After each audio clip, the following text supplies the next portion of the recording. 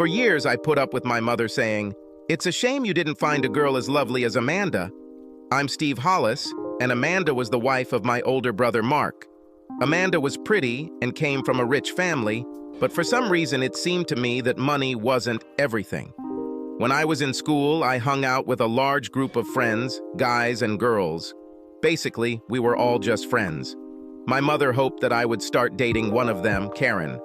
I didn't stand a chance. Karen was way out of my league, and I knew it. After we all graduated, I kept in touch with some of the old company. Some just moved on to new friendships, usually with work colleagues. I was working as a trainee auto mechanic when I met Laura. Laura was not the most beautiful of the girls, partly because she rarely wore makeup. I really liked her, and after I got up the courage to ask her out, we started dating. Like every other couple back then, we had sex, and like a lot of couples, we screwed up and Laura got pregnant. One evening, we sat and discussed it, scared to death. In the end, we both agreed that abortion was out of the question. We were both worried about how we would tell our parents. I did the only decent thing I could think of and asked Laura to marry me. Her parents weren't happy that she was pregnant, although her father gave me credit for not running away from his daughter. My parents weren't happy, and they let me know. My mother almost fainted when I said we were getting married. Since neither of us had any money or wealthy parents, we got married at the local registry office, my brother as my best man and witness, Laura's sister doing the honors as bridesmaid and witness. There was no honeymoon due to lack of funds, so we started looking for somewhere to live. My boss's brother had a rental and property management company, and we agreed to rent a small 2-room apartment in a decent area. I went with Laura for an ultrasound, and we found out that she was expecting twins. We looked at each other with an expression of, "What the hell are we going to do with all this?" It will be seen. We decided that we would do our best and always put the children first. I worked long hours to pay for everything we needed. One evening, as we were sitting and watching TV, there was a knock on the door. I opened it and saw my boss Brian and his wife Linda standing there smiling. We had a cup of coffee, talked, and the question of how we were going to manage our finances was raised. "Steve, I know you're having a hard time with having children and we want to help. Let me know if you need anything and we'll take care of it." Laura was speechless and began to cry. Linda sat and calmed her down. "I don't know what to say, Brian, other than thank you." "Don't say anything, kid. You're busting your ass, so I think you deserve some help." Brian was true to his word, and after we made a list of what we needed, I handed it to him with the words, "We will be extremely grateful for anything you buy."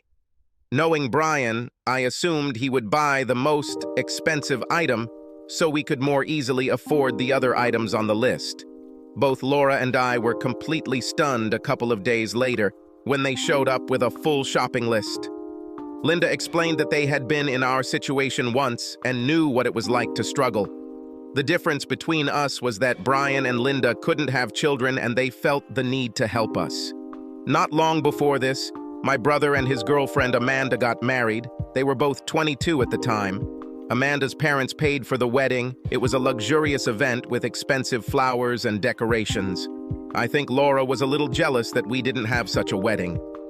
Twice during the wedding reception, my mother made the remark, "It's a shame you didn't meet a girl as nice as Amanda."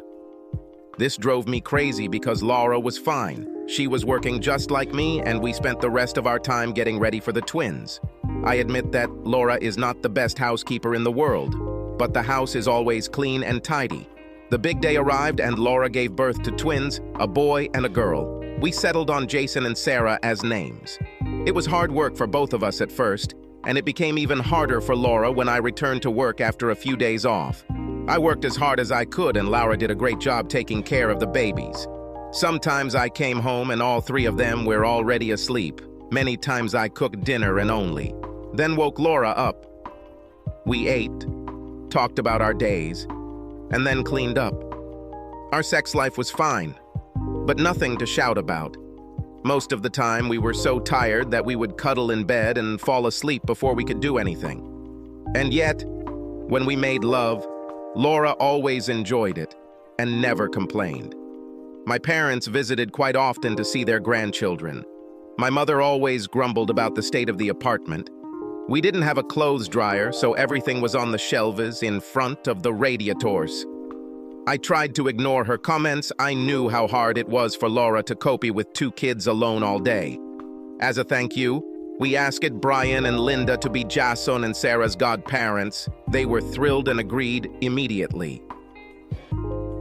My brother told me that Jason and Sarah would be the only grandchildren Mom and Dad would get. Amanda decided she didn't want children.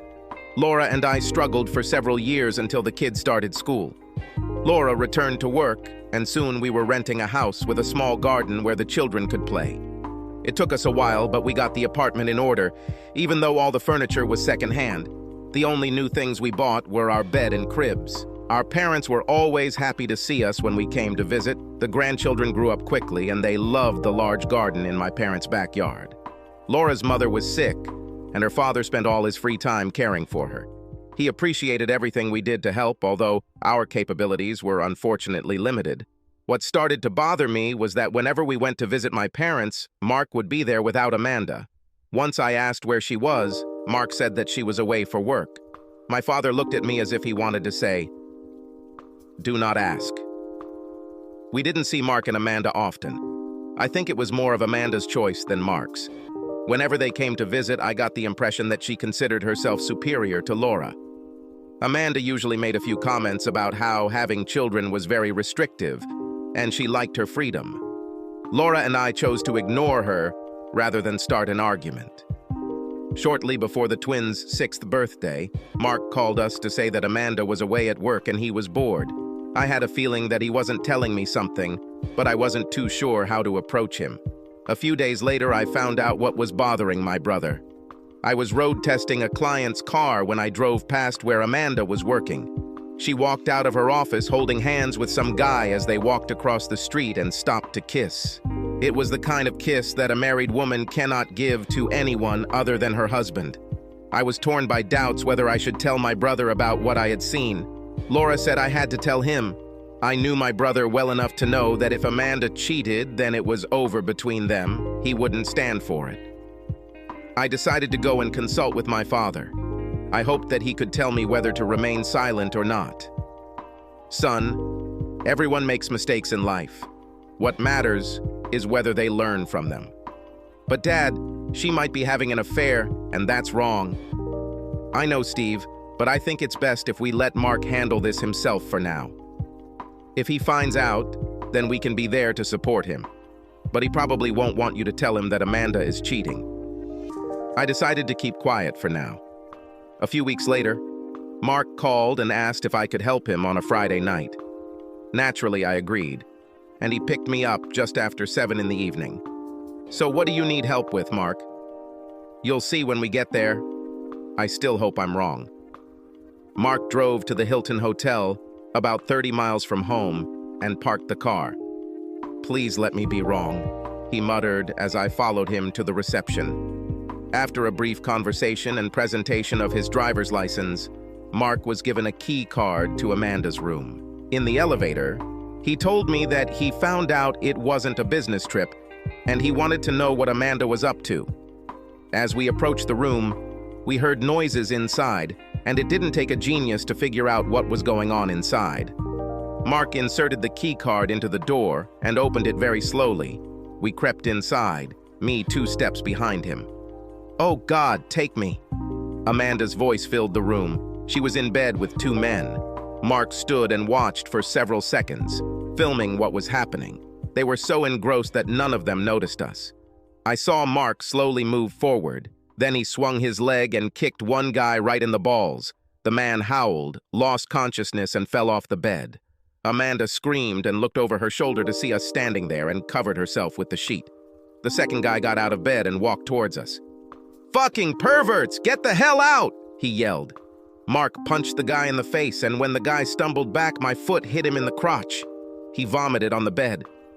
Amanda looked at this with tears in her eyes. "You fucking slut. Don't bother going home.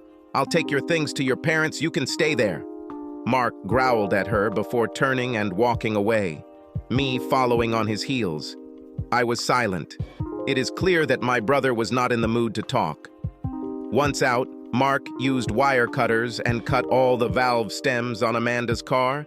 It would take her some time to rebuild the car. We walked back to Mark's house in silence.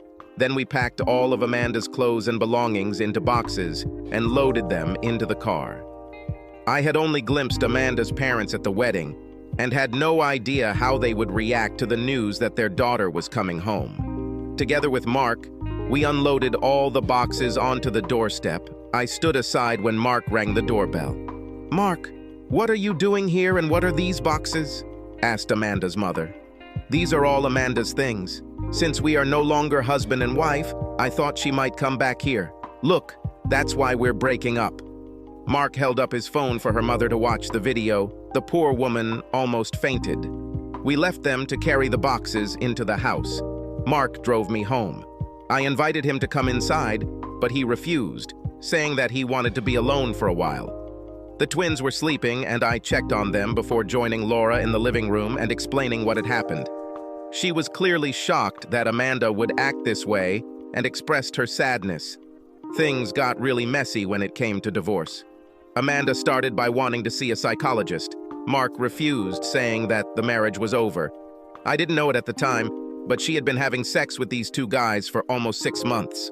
When Amanda realized that Mark was not interested in saving the marriage, she began to demand almost everything that came to her hand. This stopped when Mark threatened to release the video so her bosses could see it. Amanda eventually accepted that the marriage was over and agreed to Mark's terms. I don't know the details, but she didn't come out of it very well. Shortly after the divorce was finalized, Amanda began speaking ill of my brother to anyone who would listen. She made the mistake of doing this while Laura and I were at a rare party, my parents babysitting so we could go to the pub. We were talking with a few friends when Amanda began her venomous speech. Before I could say a word, Laura stood in front of her. "If you wanted sex with just anyone, like an ordinary depraved woman, why did you even bother marrying Mark? He didn't deserve to be treated like that, Amanda. You worthless creature." Amanda stood shocked and silent as Laura slapped her across the face. "Before you start swearing, why don't you tell people what you were doing in a hotel room with 2 men? You disgust me." Laura returned to our group as Amanda silently left the pub, many giggling after her. Later that evening, I told my mom and dad what happened. My dad smiled and said, "Amanda deserved it." When I was alone with my mother, I asked her a question. "Do you still regret that I didn't meet such a lovely girl like Amanda?" Mom looked at me and smiled as if to say, "Okay, I was wrong." Subscribe to our channel so that your second chaff doesn't cheat on you, and go ahead and listen to the next story, because this story is nothing compared to the next one.